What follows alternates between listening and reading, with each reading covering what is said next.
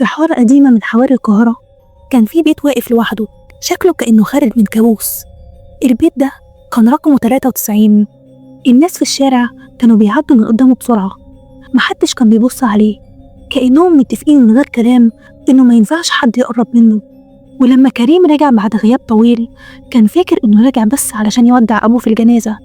ما كانش يعرف إن أول خطوة يدخل فيها البيت هتفتح عليه أبواب ما كانش لازم تتفتح أبدا. حكاية بتبدأ بدفتر وبتنتهي بحاجة أكبر من العقل.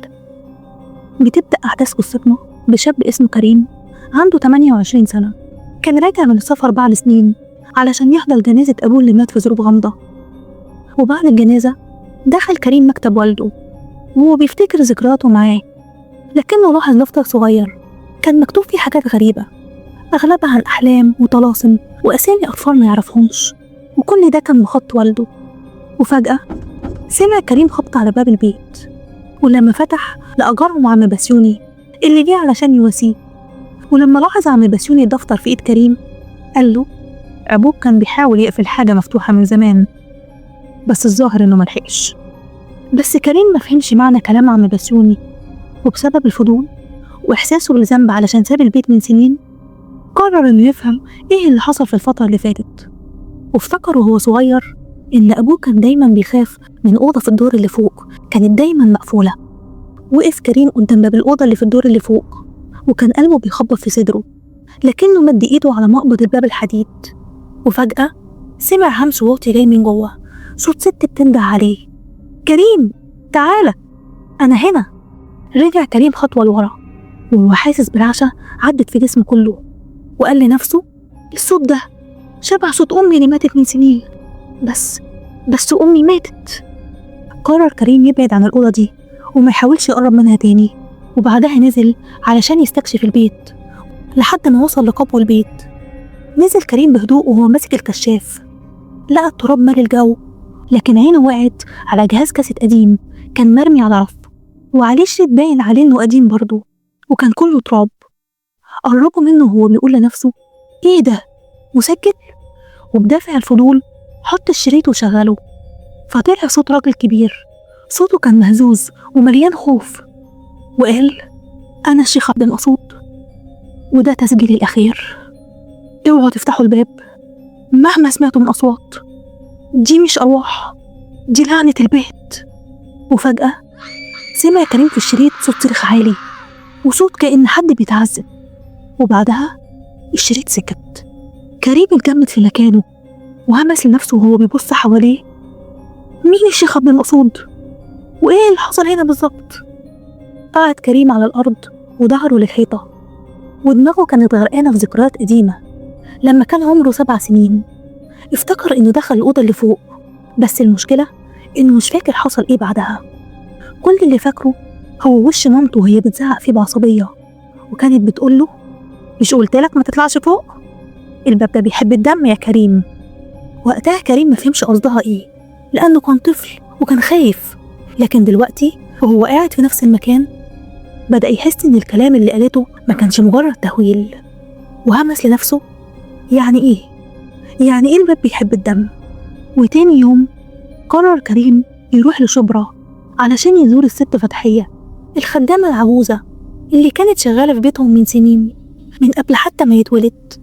ولما دخل عليها لها قاعدة وماسكة سبحتها في إيديها، وسألها وهو بيحاول يكون هادي: يا طنط فتحية، انتي كنتي شغالة عندنا، تعرفي شيخ اسمه عبد المقصود؟ الست فتحية وشها اتبدل وكأن الدم كله انسحب منه، والسبحة وقعت من إيديها وقالت له وهي بتحاول تتهرب من سؤاله: انت جاي تسألني عن أيام سودة يا كريم، أيام ما كان البيت كله ريحة بخور وصوت دق على الحيطان. كريم قطعها وهو بيضغط عليها: يا طنط بالله عليكي قوليلي الشيخ ده كان بيعمل ايه في بيتنا بالظبط؟ ردت عليه الست فتحية بعد تردد طويل: الشيخ عبد المقصود جه مخصوص من الأقصر، كان مشهور بالحاجات دي، جه علشان يعمل تحسين للبيت علشان أمك وهي صغيرة فتحت الباب وشافت الست. كريم اتجمد في مكانه وسألها: ست مين؟ ردت عليه وهي بتبص في الأرض: الست اللي ساكنة جوه، الست اللي مش بتموت. وفجأة الست فتحية انفجرت في العياط، ووشها كان كله خوف، وقالت له بصوت مبحوح: بيتك في لعنة يا كريم، لعنة الست نفيسة اللي مربوطة جوه الأوضة. رجع كريم البيت بعد ما الليل دخل، وكان حاسس إن الزمن وقف عنده بعد ما سمع كلام الست فتحية. وبخطوات هادية طلع على السلم لحد ما وصل للدور اللي فوق اللي فيه الأوضة المقفولة، ووقف قدام الباب وبإيدين بتترعش طلع موبايله من جيبه وحطه قدام الباب وهو مشغل عليه مسجل الصوت، وقال لنفسه: أنا هسيب الموبايل هنا طول الليل، يمكن يلقط أي صوت. ونزل كريم بعد كده عشان ينام في أوضته، لكن النوم ما جاش. وقت الفجر سمع كريم الموبايل وهو بيصرخ بنغمة التسجيل. جري كريم على الدور اللي فوق ومسك موبايله وفتح التسجيل، لكنه سمع حاجات خلت شعره يشيب. مجموعة أصوات مختلفة. الصوت الأول كان عبارة عن أنين ست كبيرة في السن،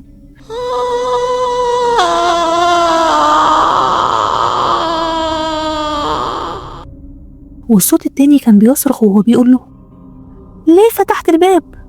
ليه رجعتونا؟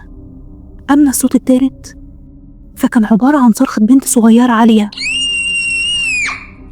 وكأن روحها بتتسحب منها. كريم ما كانش فاهم حاجة من كل اللي سمعه، لكنه قرر إنه يحاول يفهم، وقرر إنه يبدأ من صاحب المشكلة الأصلي، أمه اللي الست فتحية قالت له إنها فتحت الباب.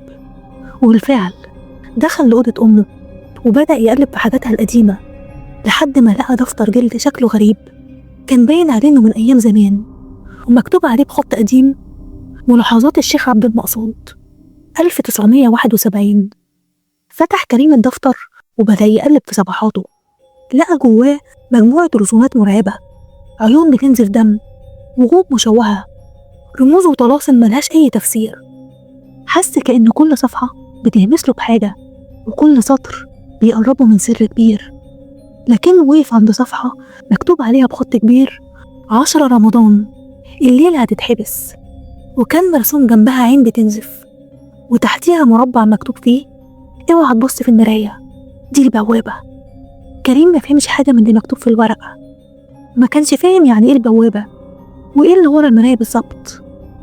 أخد كريم الدفتر ودخل لأوضته، وقرر إنه يسهر عشان يقرأ فيه علشان يفهم ايه اللي مكتوب ده وايه معناه. لكن وهو بيقلب في الدفتر شد نظره المراية اللي على الحيطة، كانت متشققة من كذا ناحية، بس الغريب إنها كانت بتعكس حاجات مش موجودة في الأوضة، زي ما يكون في خيالات بتتحرك وراها. قام كريم وقرب ببطء من المراية وبدأ يبص فيها. لمح فيها واحدة ست لابسة أبيض كانت ماشية وراه وشعرها نزل على وشها. لف بسرعة وراه لكنه ملقاش حد. رجع مرة تانية يبص في المراية، وفجأة طلع له وشها وكان باين عليه الحزن والرعب، وعيونها كانت بتدمع وبتهمس له وبتقوله: رجعني رجعني، أنا مش كاملة. كريم اتجمد في مكانه ووشه بقى أصفر، والمراية بدأت تترج وتطلع صوت مخيف.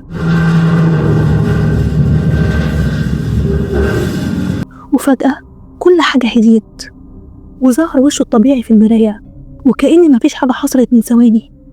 كريم حس إنه تعب من كل اللي حصل النهاردة وقرر إنه ينام. لكن الساعة 3 الفجر تليفونه رن. صحي كريم مفزوع، ولما بص للشاشة لقى رقم غريب مش متسجل على تليفونه. رد كريم بحذر: ألو. جاله صوت بنت صغيرة وقالت له: بابا، انت نسيتني؟ كريم اتجمد في مكانه وقلبه بدأ يدق بسرعة. انتي مين؟ أنا معرفكيش. ردت عليه البنت بصوت بارد: أنا اللي كنت جوه من ساعة ما قفلت الباب وأنا مستنياك. وفجأة الخط اتقطع. كريم فضل يبص في الموبايل وهو بيحاول يستوعب اللي سمعه، وقرر إنه ما ينامش ويكمل قراية في كتاب الشيخ عبد المقصود علشان يفهم ايه اللي بيحصل حواليه. وتاني يوم الصبح كريم راح المقابر بعد ما دفتر الشيخ عبد المقصود دله على قبر معين، كان مكتوب عليه نفيسة بنت رمضان، ماتت وما اتدفنتش. الاسم لوحده خلى الدم يتجمد في عروقه.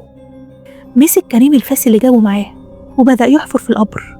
كانت الأرض ناشفة، بس الطين تحتها كان غريب، لونه غامق وليه ريحة مقرفة تشبه العفن. وأول ما فتح القبر اتصدم من اللي شافه. إيه ده؟ القبر فاضي؟ لكنه لقى جواه طين اسود لزج وريحته تخنق. وفي وسط الطين ده لقى عروسة قماش صغيرة وجنبها ورقة صفرة مكتوب فيها بخط قديم: رجعوها للأوضة وإلا مش هتناموا تاني. رجع كريم البيت وهو متوتر، وحاول إنه ينام ويعوض الليلة اللي فاتت اللي معرفش ينام فيها. لكن قبل ما يغفل سمع خبط خفيف جاي من الحيطة اللي ورا راسه.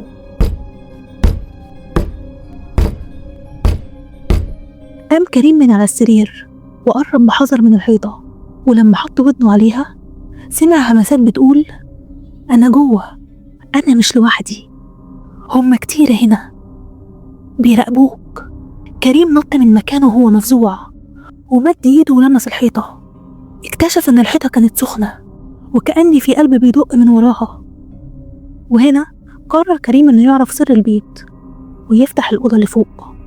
فضل يدور على مفتاحها في كل حتة لحد ما لقى في صندوق قديم كان وسط حاجات أبوه، وبإيدين بتترعش دخل كريم المفتاح في القفل وفتح الباب.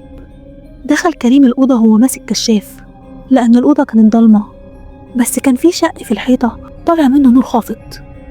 وكان في ركن الأوضة سرير حديد قديم عليه تراب من سنين، ولاحظ على الحيطان نقشات وطلاسم محفورة بمسمار أو سكينة. ولما بص للأرض لقى سلسلة حديد كانت مربوطة في حلقة في الحيطة. وفجأة سمع كريم صوت ناعم جاي من ورا ظهره، صوت بنت وهي بتقوله: اتأخرت قوي. ولما لف للصوت اللي سمعه لقاها بنت صغيرة شكلها عندها 8 سنين، لابسة فستان أبيض متوسخ بالتراب، وشعرها كان مبلول ونازل على وشها. لكنه لاحظ إن عينيها كانت سودة خالص ما فيهاش بياض. وقالت له بصوت هادي يخوف: أنا اسمي نهى، أنا كنت أول واحدة شافتها، نفيسة. وقربت البنت دي منه ومدت له إيديها بسلسلة نحاس فيها تعويذة غريبة محفورة عليها، وقالت له: دي بتفتح البوابة، بس خد بالك لازم الباب يتقفل وراها. وفجأة كل حاجة اختفت من حواليه، ولقى نفسه في أوضته وقاعد على سريره، لكن كان في إيده السلسلة النحاس. فضل كريم يلف حوالين نفسه ومش فاهم إيه اللي بيحصل بالظبط. وفي الليلة دي كريم حلم إنه واقف جوه نفس المقبرة اللي راحها قبل كده، بس المرة دي كانت كل القبور مفتوحة والناس كانت ماشية في وسطها لكن من غير وشوش.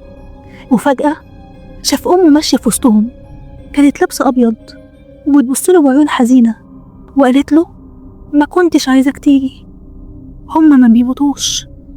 وهنا كريم صحي فجأة من النوم وكان عرقان ومرعوب وقلبه بيدق بسرعة. ولما بص على إيده لقاها متغطية بطين من المقبرة كأنه كان هناك بجد. قرر كريم إنه يفتح دفتر الشيخ عبد المقصود مرة تانية ويحاول يفهم منه إيه اللي بيحصل. لكن وهو بيقلب فيه لقى ورقة قديمة كانت متطبقة ومكتوب فيها بخط مهزوز: علشان تفك اللعنة لازم تجمع ال4 مفاتيح: القلادة، الدم، اليمين، والباب. بدأ كريم يفكر بصوت عالي: القلادة؟ دي معايا، نهى ادتها لي. الدم؟ هو يقصد دم مين؟ ضحية ولا دمي أنا؟ واليمين؟ طيب أقسم على إيه؟ والباب؟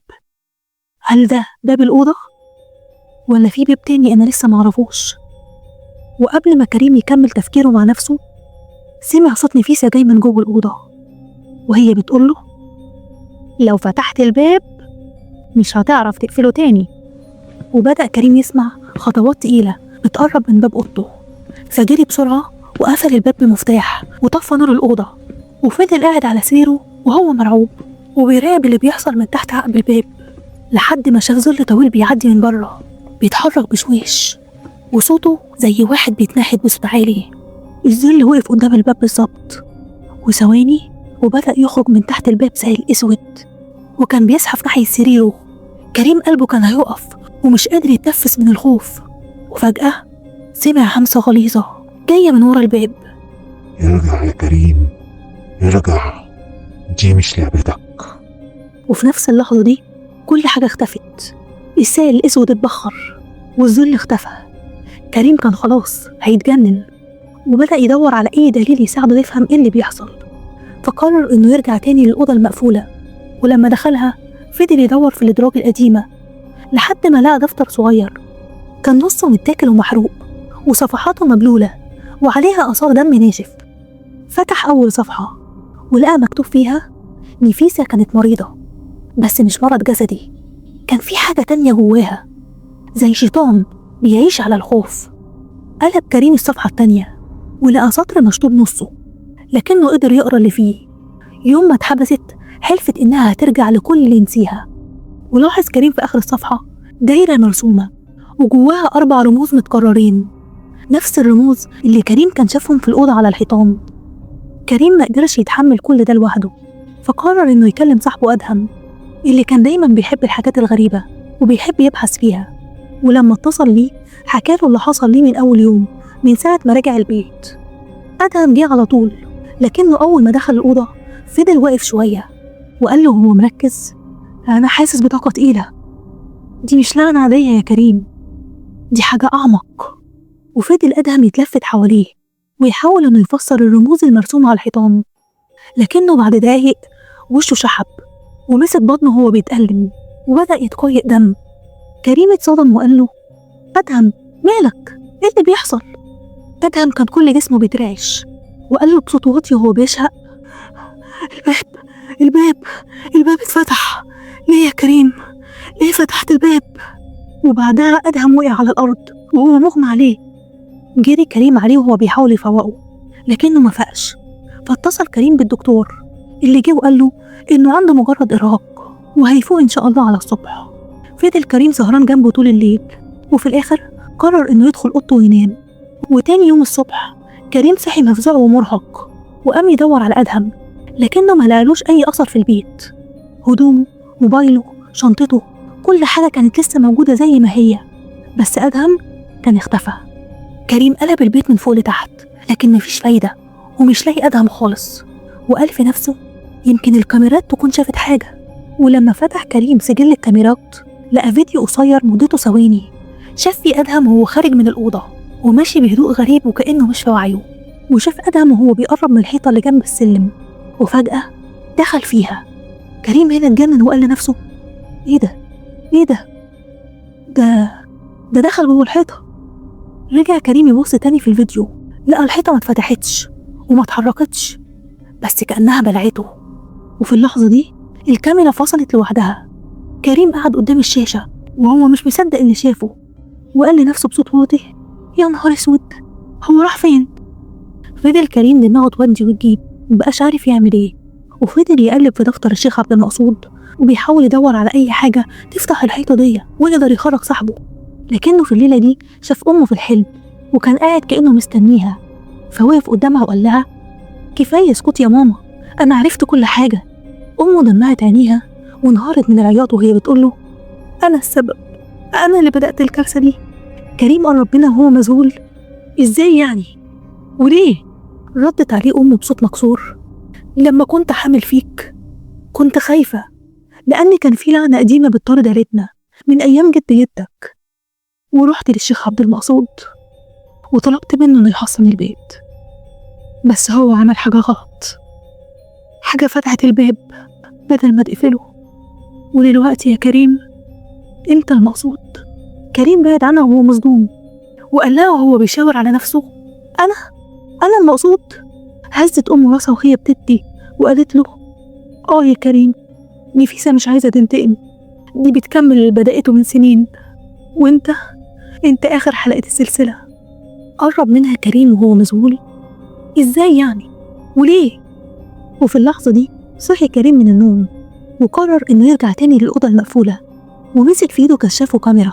ولما دخل الأوضة شغل الكشاف ووجه نوره على الحيطة، لكنه لاحظ إن الطلاسم اللي كانت مرسومة بطباشير لونه أبيض اتحول لونها للون أحمر غامق، وظهرت جملة جديدة تحت الطلاسم مكتوب فيها: الروح ما بتتحبسش في الضلمة، الروح بتتحبس في قلوب اللي نسيوها. قرب كريم أكتر من الحيطة، لكنه حس إن رجله داست على أرض مختلفة، ولما بص تحت رجليه لقى حفرة صغيرة في نص الأوضة جواها تمثال من الطين شكله مشوه، وعينين موجود مكانهم مسمارين مصديين. مد كريم إيده ورفع التمثال من الأرض، لكنه أول ما لمسه حس بحرارة فظيعة لسعت كفه، وفجأة شاف دايرة من الدم ظهرت في الأرض وبدأت تلف حواليه.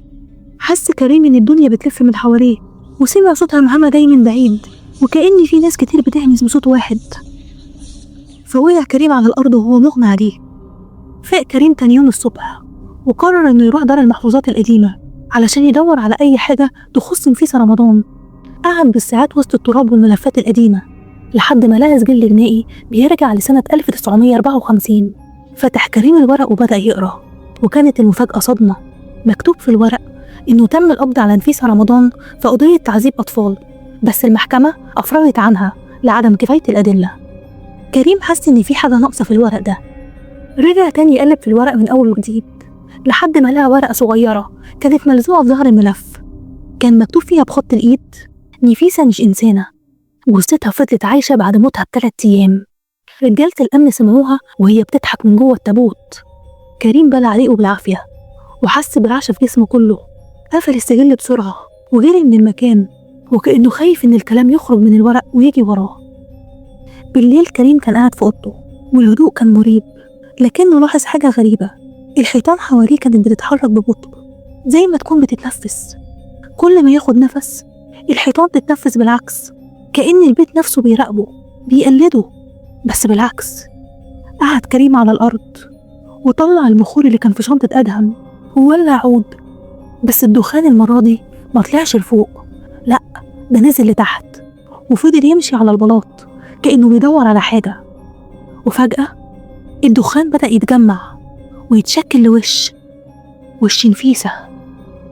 بصت له وهي بتهمس له: ليه بتقاومني؟ انت وريثي مش عدوي.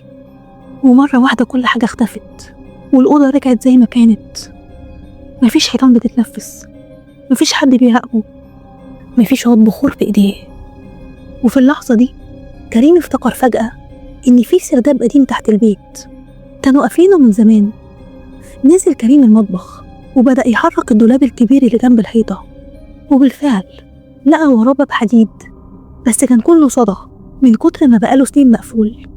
لكن كريم قدر إنه يفتح الباب ده وخد نفس عميق ومسك كشاف النور اللي معاه وبدأ ينزل السلم. السرداب ده ما كانش سرداب عادي.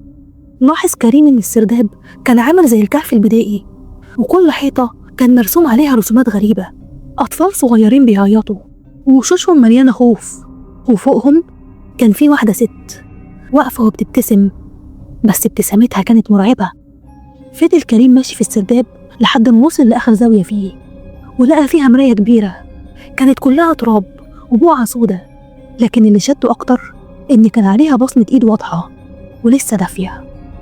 بص كريم في المراية، بس اللي شافه ما كانش انعكاسه الطبيعي، لأ ده كانت عينيه سودة تماما، وورا ظهره في ظل ضخم واقف ليه قرون ملتوية شكله مش بشري. اتجمد كريم في مكانه وما كانش قادر يتحرك. وفجأة سمع صوت انعكاسه في المراية وهو بيقوله بصوت بارد زي التلج: كريم مش هنا خلاص، كريم اختارنا. كريم قلبه وقع في رجله في اللحظة دي، بس بشجاعة غريبة مسك حجر كان جنب الحيطة وحدفه على المراية وكسرها. وفي لحظة انفجرت المراية وخرج منها دايرة نور قوية، وهو اتحدف على الحيطة بعنف، لكنه قدر يقوم بسرعة وجري بره السرداب وقفل وراه. وشاف كريم أمه مرة تانية في الحلم، بس المرة دي لقاها قاعدة على الأرض وبتنزف من عينيها وبتترعش وهي بتقوله بصوت مكسور: رجعت نفيسة، رجعت وهتاخد اللي ليها. بس كريم لاحظ حاجة غريبة على جبينها، كان في رمز محفور جوه الجلد شكله مش واضح، بس كأنها مولودة بيه مش حاجة جديدة. وفي الوقت ده صحي كريم من نومه وجري على شنطة أدهم وطلع كتاب السحر اللي كان فيها. وفضل يقرأ فيه لحد ما وصل لتعويذة غريبة اسمها ختم الحامي، عبارة عن تعويذة قديمة بيحبسوا بيها كيان شرير جوه جسد بني آدم. كريم بقى ياخد نفسه بسرعة وحس إن دقات قلبه بتزيد، وهمس لنفسه يعني إيه؟ يعني أمي كانت الحاوية لنفيسة طول السنين دي؟ وفجأة سمع صوت أمه في البيت وهي بتضحك ضحكة بصوتين، نصها ناعم ونصها خشن، وقالت له كانت سكناني بس دلوقتي الدور عليك يا كريم. قرر كريم تاني يوم إنه يروح لشيخ اسمه الشيخ معروف، كان راجل معروف عنه إنه بيتعامل مع الحاجات دي. قعد كريم قدامه وحكاله كل اللي حصل معاه بالتفصيل. فضل الشيخ معروف يسمعه بهدوء، وبعدها قال له نفيسة مش مجرد روح، دي عقد قديمة بين الدم والظلم، ومش هتختفي غير بتضحية. واتفق مع كريم إنهم يبدأوا طقس اسمه طقس الطرد، بس هيتعمل عند الفجر.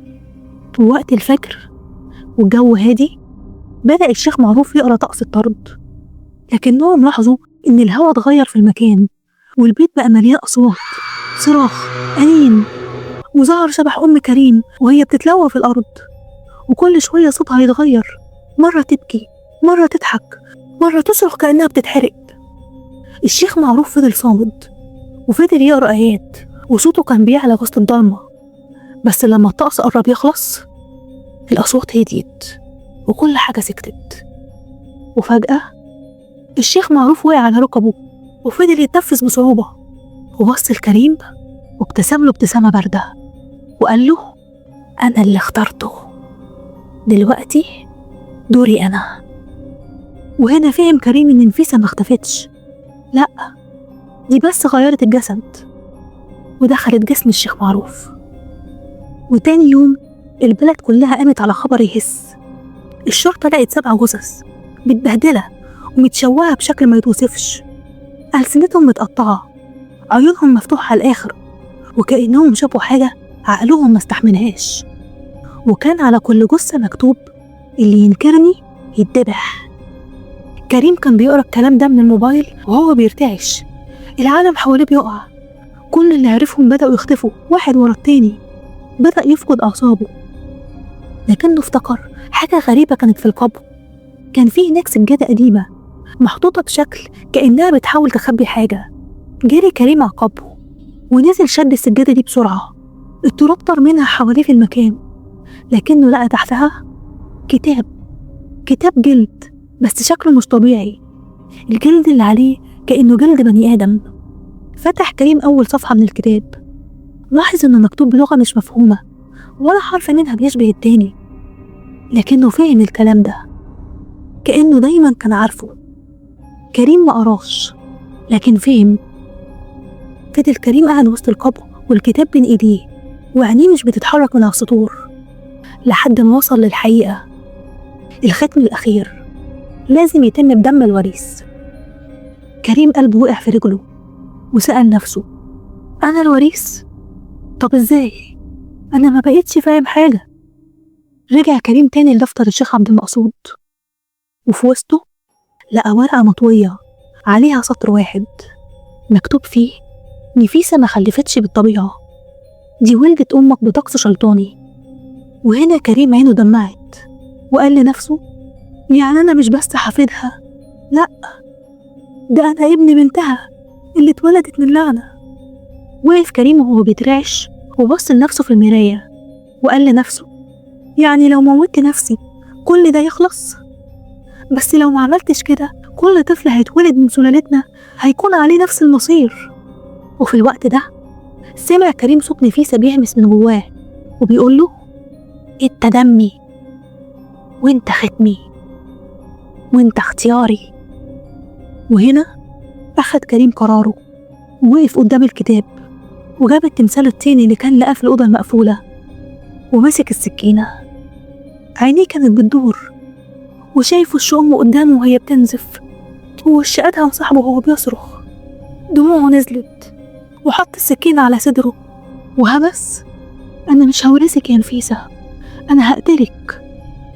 وبدأ يكمل تعويذة طقس الطرد باقي التعويذة اللي ما قدرش يكملها الشيخ معروف. وأثناء قرايته لطقس الطرد لاحظ إن حيطان البيت بدأت تتهز والبيت كله بيترج، وطلع صراخ من كل ناحية، صوت أطفال، صوت ستات، صوت نفيسة نفسها بتصوت وهي بتقوله هتندم هتندم. لكن كريم فضل يكمل لغاية ما نهى الطقس، وفجأة كل حاجة سكتت، البيت هدي، الصوت راح.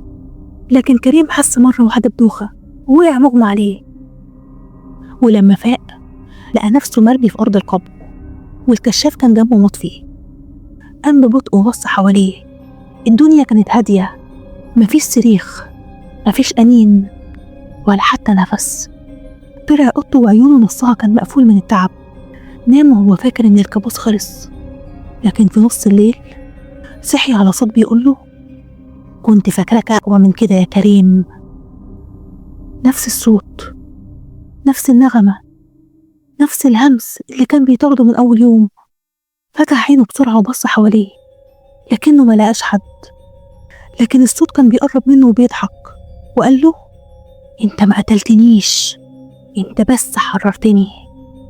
قام كريم وهو مفزوع وقال لنفسه يعني أنا كل ده كنت بحرر نفيسة؟ جري كريم على دفتر الشيخ عبد المقصود وبدأ يقلب في كل سطر فيه لحد ما وصل للحقيقة المرعبة. نفيسة ما كانتش مجرد ست مجنونة، دي كانت واحدة من جماعة سرية اسمها الطريق الأسود، جماعة بتعبد كيان قديم اسمه الدجال النايم، وهدفهم إنهم يصحوه من تاني، وده عن طريق طقس شيطاني. وعلشان يكمل الطقس ده محتاجين وعاء، وكريم هو الوعاء الأخير.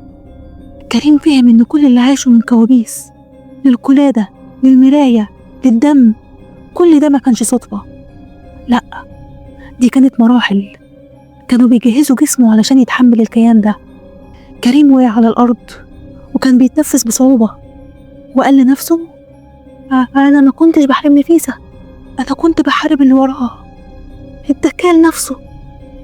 في الأيام اللي بعد كده كريم كل ليلة كان بيحلم بنفس الحلم، بيشوف نفسه واقف في وسط قرية محروقة، النار طالعة من البيوت والريحة ريحة لحم بيتشوي ودم ناشف. الأرض في الحلم كانت مليانة جثث وأطفال مولودين بعيون سودة بيعيطوا، بس مش بصوت بني آدم، بصوت غريب. وفي النص نفيسة كانت واقفة لابسة أسود وشعرها نازل على وشها وماسكة في إيديها طفل صغير. بصت له وقالت له بابتسامة باردة ده ابنك يا كريم، وهو اللي هيكمل اللي أنا بدأته. صحي كريم من النوم وهو بيصرخ وكان كله عرق كأن حد كان بيغرقه، وحس بألم في صدره، ولما بص عليه لقى رمز محفور في جلده، رمز غريب كأنه اتحرق بالنار. لمسه بإيدين بتترعش وقال بصوت واطي ده ما كانش موجود امبارح. نفيسة كده قربت قوي من هدفها. قرر كريم إنه يسافر لقرية نفيسة الأصلية علشان يعرف عنها أي حاجة ويقدر يفك اللعنة دي. ولما وصل هناك بدأ يسأل الناس عن بيتها.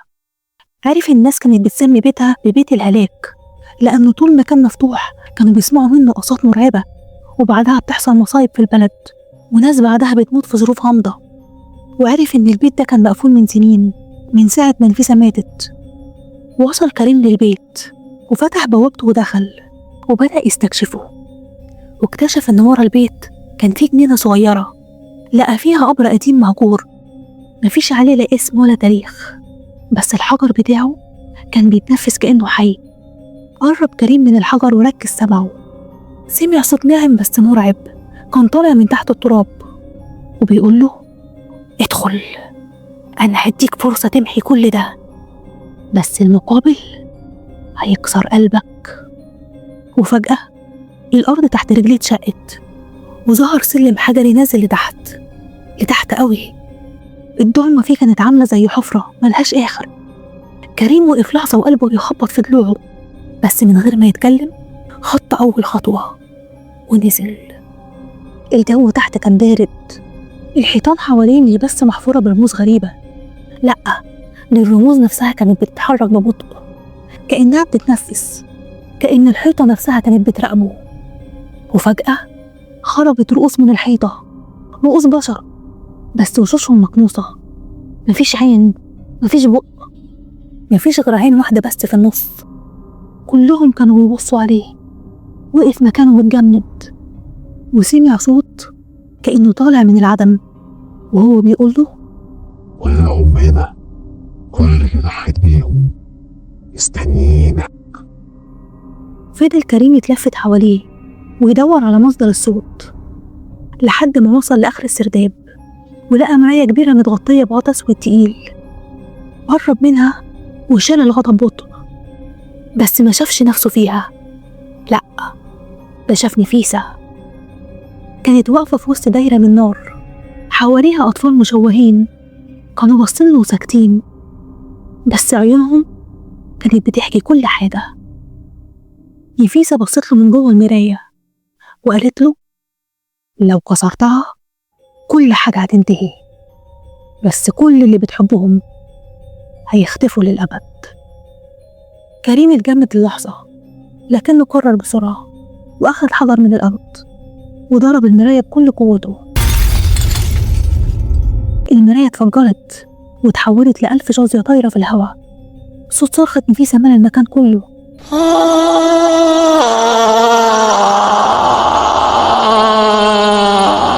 صرخة خلت الحيطان تتهز والأرض تتهز تحت رجليه. نار سودا طلعت من الحيطان، كانت بتتحرك زي التعبان وبتزحف ناحية كريم. وفجأة الأرض اتفتحت تحت رجله ووقع في ضلمة ملهاش آخر. صرخ كريم بعلو صوته، يمكن حد يسمعه وينقذه. وآخر حاجة سمعها كانت همسة جاية من بعيد بتقوله: كل كسرة ليها تمن. سمع أهل القرية صرخة جاية من البيت، ولما وصلوا هناك ملقوش أي حاجة. كريم كان اختفى، السرداب ملوش أثر، كأن الأرض بلعته. وبعد أيام الناس بدأت تلاحظ حاجة غريبة. كل بيت كان حصل فيه مصيبة زمان ظهرت فيه رسمة على الحيطة، عين واحدة سودة بصة كأنها بتراقب اللي في البيت. وفي مرة طفلة صغيرة سألت مامتها: ماما، مين اللي بيرسم العيون دي؟ أمها وقفت والدم انسحب من وشها وقالت لها: اللي ما ماتش يا حبيبتي، بس كمان مش هيرجع تاني. وفي مدينة بعيدة عن كل اللي حصل دخلت واحدة ست مستشفى ولادة لابسة اسود، ملامحها مش واضحة، عيونها فاضية زي الليل. ولدت طفل، بس الغريب الولد مغيطش، ما طلعش صرخة واحدة، كان ساكت وعينه سودة كلها سواد. مسكت القلم وكتبت اسمه في السجل: كريم. وبعدها مشيت، ما بصتش وراها ومحدش قدر يوقفها. وفي الدور اللي فيه أوضة الطفل الكهرباء كانت مقطوعة عن الدور كله، لكن اللمبة اللي فوق سريره نورت لوحدها وظهر الهمس. الدورة اكتملت واللعبة ابتدت.